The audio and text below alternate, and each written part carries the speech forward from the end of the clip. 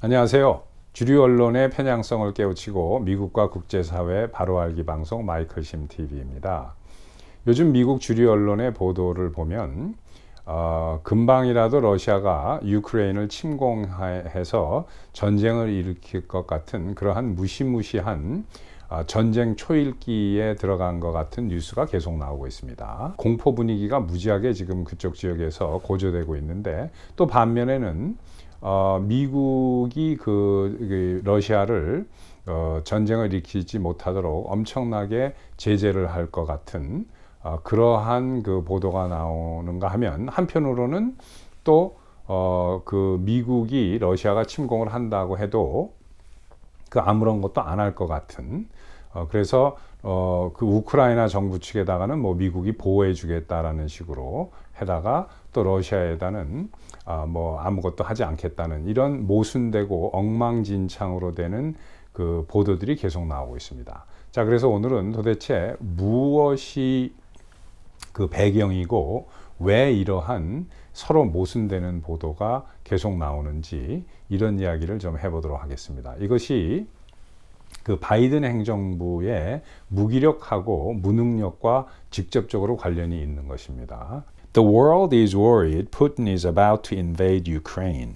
우크라이나 공화국 침공을 목전에 두고 있는 푸틴을 전 세계가 두려워하고 있다. 전 세계가 우려하고 있다. 이제 이런 보도입니다. 그리고 계속해서 보시는 그 뉴스는 Fox 뉴스가 보도한 것을 제가 이제 슬라이드를 만든 건데, US sees signs Russia plans Ukraine invasion in early 2022. 미국은 러시아의 2022년 초 우크라이나 침공 계획의 움직임을 주시하고 있다. 이런 이야기죠. 그리고 미 국무장관 블링컨은 또 아주 강력한 이야기를 했습니다. 이 사람 뭐라고 얘기를 했냐면, 이것은 이제 뉴욕 포스트가 보도를 한 건데, Blinken says Russia setting up Ukraine invasion warns Putin, US prepared to act. 자, 미 국무장관인 블링컨이 러시아가 우크라이나 침공을 준비 중이다라고 이야기를 하고, 미국은 행동을 취할 준비를 갖추고 있다라고 푸틴에게 경고를 했습니다. 아주 뭐 세게 이야기를 했죠. 근데 이런 식으로 쭉 이야기를 하면서, 또 지난주에는 바이든이 우크라이나의 그 젤렌스키 대통령하고 그 전화 통화에서 미국은 우크라이나를 지지하고 지원을 할 것을, 러시아가 침공을 한다면 재확인을 해준 겁니다. 그런데 또 한편으로는 엉뚱한 소리를 했습니다. 뭐라고 얘기를 했는지 기사에 이렇게 나와 있죠. Biden says the US won't put troops on the ground even if Russia invades Ukraine. 이 회담에서는 푸틴에게 바이든이 러시아의 군대가 유크레인을 침공을 한다 해도 미국은 군대를 보내지 않겠다. 미군을 참전시키지 않겠다라고 얘기를 했어요. 그럼 도대체 왜 이랬다 저랬다 하고 이런 모순되는 이야기를 계속 미국의 언론과 언론이 보도하는 근원지인 미 국무성 백악관은 왜 이렇게 모순되는 이야기를 갈팡질팡하고 하고 있는 것일까요? 그것은 이 내용을 다 이해를 하시려면 2014년에 처음 맺어진 민스크 조약의 배경을 이해하시면 됩니다. 이 민스크 조약이라는 것은 뭐냐면, 벨라루스의 수도인 민스크에서 우크라이나와 우크라이나 내부의 북동부에 있는 지역에 담바스라는 지역이 있습니다. 이 담바스 지역에는 두 개의 자치주가 있어요. 그래서 하나는 도네츠크라고 하는 주고 하나는 루한스크라고 하는 주입니다. 이 두 개의 자치주를 합친 지역을 단바스 지역이라고 해요. 그런데 이 단바스 지역과 우크라이나 중앙정부는 계속 마찰을 빚어왔습니다. 왜 마찰을 빚어왔냐면, 이 단바스 지역은 두 나라를, 두 자치주를 다 합쳐서 도네츠크하고 루한스크가 반 정도는 우크라이나 사람이고 반 정도는 러시아 사람들이에요. 근데 우크라이나 사람들이 좀 많습니다. 우크라이나 사람들이 한 55% 정도 돼요. 영어로는 이제 Ukrainian 이렇게 이야기하죠. 그리고 러시아 사람들이 이제 한 45% 정도 됩니다. 문제는 뭐냐면 이게 구소련 당시에는 16개 공화국이 다 같은 나라였잖아요. 러시아나 유크레인이나 우크라이나나. 그런데 이제는 그 1991년도에 소련이 붕괴가 되면서 16개의 공화국으로 이제 다 독립을 하고 나갈 때 소련이 그어놓았던 그 땅, 소련이 지도에 그어놓았던 16개 공화국대로 그대로 독립이 된 거예요. 어차피 한 나라 소련이었기 때문에 소련이 행정구역을 그 편의상으로 이렇게 막 그어놨기 때문에 땅이 막 바뀐 데가 많습니다. 그 중에 가장 대표적인 데가 크리미아 반도예요. 그 크리미아 반도는 원래가 러시아 땅입니다. 많은 사람들은 이것을 푸틴이 이제 그 크리미아 반도를 가져가면서 군대를 동원하고 이렇게 했으니까 우크라이나 땅을 이제 뺏어간 걸로 이렇게 생각을 하는데, 러시아 측에서 보면은 이게 원래 러시아 땅을 다시 찾아온 거가 되는 겁니다. 히스토리를 잠깐만 설명드리면 이렇게 돼 있어요. 소련이 만들어지면서 20세기 들어오면서 이 러시아 땅으로 이제 쭉 하고 있다 보니까 우크라이나도 소련이고 러시아도 소련이었잖아요. 16개 공화국이 다 소련이었으니까 이 소비에트 연방 체제에서 러시아 행정구역인 그 크리미아 반도가 우크라이나 공화국에 있는 거예요. 흑해의 그 북동쪽에 있으니까. 그러니까 러시아에서 행정구역상 어차피 같은 나라인데 이게 러시아 땅이 우크라이나에 가 있으니까 우크라이나가 행정을 맡아라 하고 크리미아를 우크라이나가 줘버린 겁니다. 1954년도에 줬습니다. 그런데 1991년도에 소련이 붕괴되면서 각 16개 공화국들로 갈라지면서 독립선언을 막 하니까 우크라이나도 그때 독립선언을 했는데, 그러니까 크리미아 반도가 우크라이나에 딸려서 독립이 된 거죠. 그런데 우크라이나는 원래 그 러시아가 준 것뿐만 아니라 그 크리미아 반도에 사는 사람들이 러시아 사람들이에요. 절대 다수가 러시아 사람인데, 그러니까 러시아에서는 이제는 독립을 하니까 다시 러시아가 가져오겠다는 거예요. 그리고 그 국민 투표를 해서 그 크리미아 반도의 사람들이 러시아로 귀속되는 게 옳다라고 국민 투표에 절대 다수가 나오고, 뭐 75%에서 80%가 러시아인이니까 크리미아 반도에, 그래서 넘어간 겁니다. 물론 그 우크라이나가 내놓으려고 하질 않아서 군이 동원되고 하긴 했지만 러시아군이 이것은 러시아로 넘어가는 게 맞다라고 민족적으로 봤을 때, 문화적으로 봤을 때 그것이 옳다. 그리고 히스토리상으로 봤을 때도 그게 옳다라고 보는 거죠. 근데 유사한 문제가 지금 이 단바스 지역, 도네츠크하고 루한스크 이 자치주에서 일어나고 있는 겁니다. 우크라이나 중앙정부하고. 이 단바스 지역과 우크라이나 중앙정부와의 갈등은 시작한 건 30년 정도가 되는 거예요. 그 소련이 해체되면서 부터 이 갈등이 시작된 겁니다. 예를 들면 이렇다고 해요. 그 지역에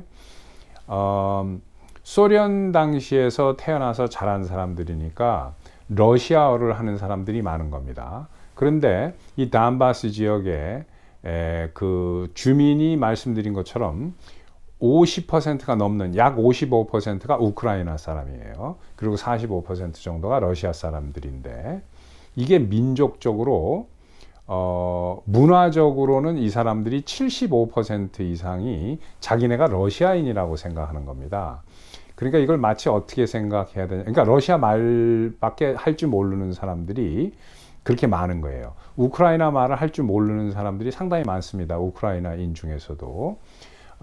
그게 왜 그러냐면, 우리가 이제 쉽게 생각하면 미국의 교포분들이 우리가 한국 사람이라도 여기 와서 2세를 이제 출생을 하고 이렇게 하면 여기서 태어나고 자란 2세들이 한국말을 잘 못하죠. 그리고 자기네들이 한국인이라고 생각하지 않는 그 우리의 2세들이 거의 대부분입니다. 아주 드물게 있죠. 자기가 한국인이라고 생각하는 2세들도. 그렇지만 그건 아주 드문 거고 대다수는 그렇지 않죠. 이 단바스 지역에서 태어난 우크라이나인도 그런 사람들이 상당히 많은 겁니다. 그런데 그 슈퍼마켓을 나간다거나 뭐 이렇게 학교에서 뭐 생활을 한다거나 할 때 러시아어를 쓰게 되면 우크라이나 언어를 쓰는 사람들이 이렇게 뭐 째려보고 이렇게 그 아주 그 멸시를 하고 뭐 이런다고 해요. 그러니까 니들은 러시아인이다 이거죠. 그러니까 우크라이나인과 러시아인의 갈등이 상당히 심한데 그 피해가 고스란히 그 재현되고 있는 지역이 이 담바스 지역이고 러시아 언어를 하는 사람들이 그 피해를 직접적으로 지금 받고 있는 거예요. 그러니까 이 세월이 오래되니까 그 우크라이나에서는 민스크 협약을 통해서 자치권을 인정하면 우크라이나 내에 남아 있고 이 두 지역이 우리는 독립하지 않겠다. 그 대신 자치권만 달라라고 해서 그거를 동의한 게 민스크 조약입니다. 그때 러시아가 중재를 했고 독일, 프랑스, 러시아 세 나라가 이 우크라이나 중앙정부하고 이 담바스 지역에 있는 두 자치공화국이 맺은 협약이 민스크인데 이 러시아, 독일, 프랑스가 이제 그 참관하고 중재하는 나라로 같이 사인을 한 거죠. 그게 이제 6개 국가가 사인을 했는데 뭐 국가는 아닙니다. 이 두 지역은 자치주인데 제가 봤을 때는 우크라이나 정부가 먼저 이 협약을 깨고 있는 겁니다. 그러니까 러시아하고 이 두 개의 자치주에서는 우크라이나 공화국의 민스크 조약을 존중하라, 민스크 조약을 지켜라라고 계속 주장을 하고 있는 거예요. 지금까지 뭐냐? 그 경제 봉쇄 정책을 무지하게 오래 취했어요. 이쪽에다가 트럭도 못 들어가게 하고 뭐 이럽니다. 그러니까 살기가 어려우니까 이쪽 지역에 러시아어를 하고 있는 사람들이 뭐 3분의 2 이상이니까 한 75%가 러시아 언어를 합니다. 그래서 핏줄과 문화를 따로 생각을 하셔야 돼요. 우리 한국 사람들인 같은 경우에는 이제 민족 하면 바로 핏줄을 생각을 합니다. 그리고 한국은 전 세계에서도 그 보기 드물게 한 국가 내에 한 민족이 살고 있는 아주 그 드문 케이스죠. 그러나 우리가 전 세계를 보면 반드시 그렇지 않습니다. 거의 많은 나라들이 한 민족이 여러 국가에 나눠서 살고 있는 경우가 상당히 많아요. 그리고 또 반대로 한 국가 내에 여러 다른 민족이 이제 섞여서 살고 있는 경우도 상당히 많습니다. 그 가장 그 좋은 예가 미국이죠. 미국이라는 50개 주가 한 개의 국가를 이루고 있는데 이 50개 주 내에 흑인, 백인부터 전 세계 200여 개의 다른 국가에서 온 사람들이 다 모여 살고 있습니다. 그런데 이것을 미국은 한 민족으로 보는 거예요. 그러니까 one nation, 그 사람은 national, 그죠? US citizen이면 같은 민족으로 보는 겁니다. 그래서 우리 한국 사람들이 통상적으로 생각하는 그런 핏줄 개념이 아니라 그 민족이라는 것은 선호하고 지키고 싶은 문화와 전통, 그리고 그 개인이 추구하고 있는 그 가치, 이게 같으면 같은 민족인 겁니다. 그래서 미국이 짧은 시간 내에 약 200여 년 내에 세계 최고의 슈퍼파워가 될 수 있는 이러한 힘은 많은 학자들이 여기에는 같은 가치를 추구하는 사람들이 다른 인종과 다른 국적이었던 사람들이 여기에 모여서 한 나라를 이루었기 때문에 엄청난 파워가 나온다라고 보는 거죠. 어디서 태어났고 어디서 왔고라기보다도 추구하는 가치가 그 나라에, 예를 들어서 이제 미국이면 미국, 또 한국 같은 경우에는 그러면 대한민국이라는 그 국가의 그 국가가 추구하는 가치, 여기에 동참하느냐 안 하느냐. 뭐 한국 국적을 가지고 한국에서 태어난 사람도 거기에 그 동참하지 않으면 그 사람은 진정한 한국 사람이라고 보기는 힘들죠. 뭐 국적만 한국으로 가지고 있지. 그렇지만 뭐 귀화한 외국인이라든가 또는 뭐 탈북민이라든가 이런 사람들도 제가 대한민국이 추구하는 가치를 높이 사고 그것을 지키겠다 하면 그 사람들은 이제 진정한 한국인이 되는 거죠. 이게 같은 그러한 이념이고 생각입니다. 이 미국 US 시리즌, 미국 국민인 미국 시민이 미국을 이루고 있고 미국이 세계 초강대국이 되는 그 바닥에 깔린 힘이 그런 거예요. 그 민족의 개념은 그 피부와 인종과 관계없다. 그런데 지금 이러한 현상이 이 지역에서 일어나고 있는 겁니다.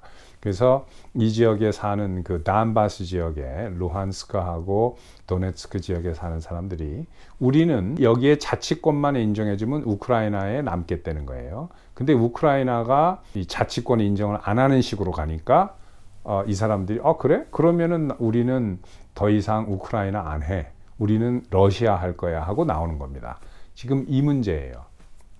그런데 그러면 왜 바이든 행정부하고 미국의 그 민주당의 선동부에 지나지 않는 이 미국의 주류 언론은 왜 이렇게 말도 안 되는 러시아가 금방 침공을 할 거니 러시아가 뭐 지금 미국 뉴스를 보면 러시아가 당장 전쟁 일으키는 걸로 나옵니다.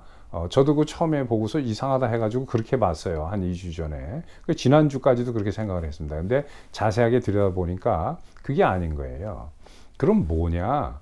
이것은 그 바이든 정권이 그 무기력하고 무능력한 정권이 이쪽의 지오폴리틱스에 대해서 결정을 못 내리고 있는 겁니다. 이 사람들이 무지해가지고 모른다는 건 말이 안 돼요. 저 같은 경우에는 이 지역의 그 전문가가 아닙니다.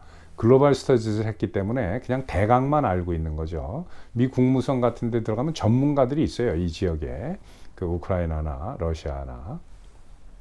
근데 이 사람들은 진짜 지식을 가지고 있고 올바른 이 레커멘데이션을 했을 거예요. 국무장관이나 그 바이든 그 백악관에다가도. 그런데 위에 앉은 사람들이 결정을 못 하는 겁니다. 이 사람들이 그 무능력하고 판단력이 모자르는 사람들이니까 확고한 판단을 하고 밀고 나가야 되는 거예요. 그런데 그러지 못하고 이상하게 그 말도 안 되고 실효성 없는 얘기만 지금 미 국무성은 떠들고 있습니다. 이 블링컨 그 국무장관은 경제 제재 조치를 취하겠다는 겁니다. 러시아에다가. 러시아는 이미 샹하이 코퍼레이션이라고 그래가지고 러시아하고 중국 간에 벌써 미국이 러시아에다가 경제 제재 조치를 취할 때 중국과 러시아가 어떻게 협력해서 그 경제 제재 조치를 무효화하는, 그러니까 실효성이 없게 만드는 것을 장치를 다 가지고 있는 겁니다. 미국의 경제 제재 조치에 직접적으로 타격을 받을 수 있는 나라는 중국이에요. 러시아는 그 타격을 직접적으로 받지 않습니다. 러시아는 석유 매장량이 엄청나게 많고 생산량도 엄청나게 많아서 러시아에서 직접적인 타격을 줄 수 있었던 미국의 정권은 트럼프 정권입니다. 트럼프 정권은 그 미국의 모든 이 유전을 다 열었었어요. 그래서 기존적인 유전을 열은 거는 물론이고 각 그 안반 지역에 있었던 프래킹 테크놀로지를 이용해서 파내는 기름까지도 다 열었습니다.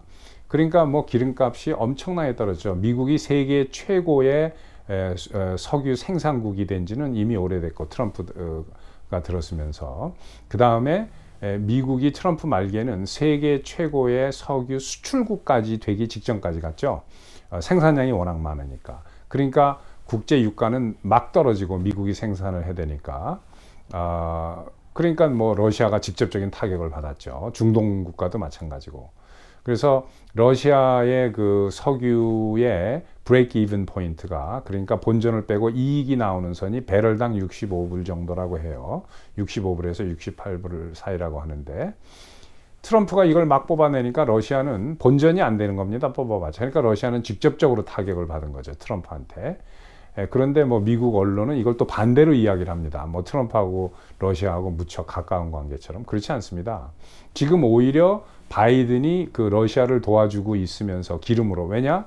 뭐 환경주의자들하고 다 손을 잡고 미국의 환경이 오염되니까 뭐 미국은 석유를 안 뽑는다 그래가지고 지금 미국의 그 휘발유 값이 얼마입니까? 거의 2배가 올랐죠. 그 트럼프 당시에는 2불대였습니다.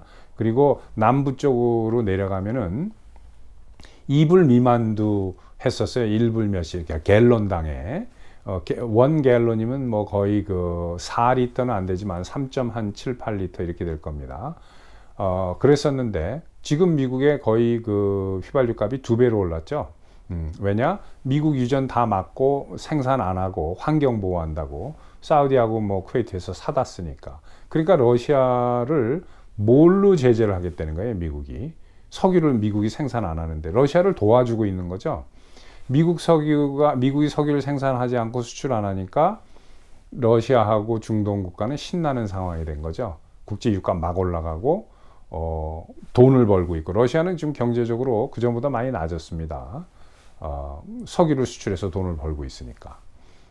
이런 상황인데 바이든 정권은 솔직하지 못하게 뭐 도와줄 것처럼 여기단 이 얘기하고 저기단 저 얘기하고 이러고 있는 거고, 이렇게 되면 결국은 이 담바스 지역의 두 그 자치주는 이미 그 몇 년 전에 저걸 했죠. 그 레퍼런덤을 했습니다. 그러니까 국민 투표를 한 거예요. 근데 그 국민 투표를 그 유엔이라든가 국제기구가 참관하지 않았다 그래서 지금 어느 나라도 인정하지 않고 있는데, 여기서 70%에서 80% 이상 가까이 이 그러니까 자치주가 안 되면 러시아 쪽으로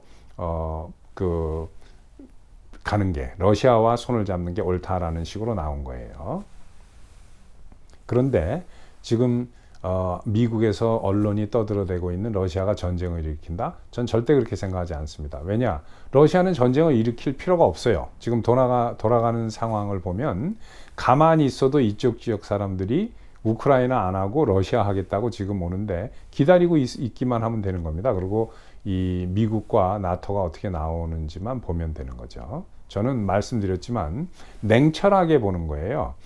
글로벌 스터디즈를 공부한 학자로서 이게 지금 이 독특한 문화가 있고 그걸 인정하지 않으려는 중앙정부가 있고, 그 중앙정부는 말뿐인 리버럴 글로벌리즘을 내세우는 민주당이 미국의 그 백악관을 차지하고 여당이 되니까 여기를 한번 믿고 러시아와 어떻게 해보려고 하는데 그것은 안 됩니다. 왜 그러냐면 이 바이든의 민주당 정권 자체가 자기네들이 뭐를 원하는지도 모르고 갈팡질팡하는 그 중심이 없는, 특히 지오폴리틱스 내에서 세밀하고 세분화되어 있는, 그 다음에 자국의 문화와 전통을 중시 여기겠다라고 주장하고 있는 이쪽 지역 사람들의 본 마음을 잘 읽지 못하는 거죠. 그리고 이 사람들이 결국은 어떤 선택을 할 것이냐, 이 사람 그 지역에 있는 사람들이 이것도 내다보지 못하는 거예요.